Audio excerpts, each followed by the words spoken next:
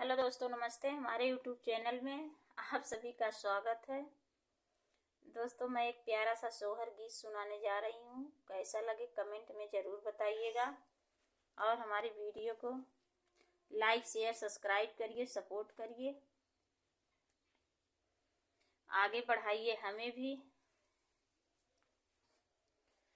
नदिया किनारे पीपर पेड़वा लहर लहर करई लहर लहर करई हो।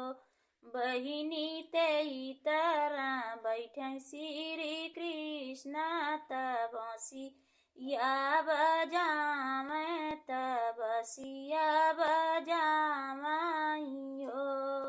बहिनी तेई तरह बैठे श्री कृष्ण तबसिया बजावे तबसिया बजावाई हो। कृष्णा धीरे धीरे बांसिया बजाया सुनना हम आई बै सुनना हम आई बई हो।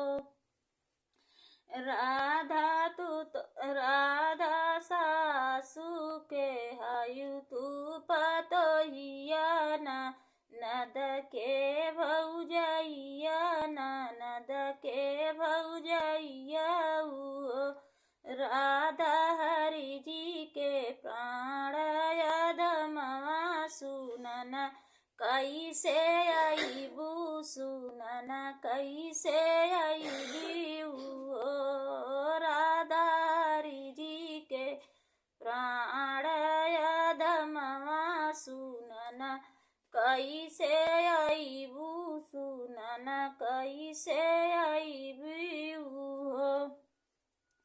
सासू जी के जेवना बनाई ननद फूसुलाई ननद फूसुलाई बई हो।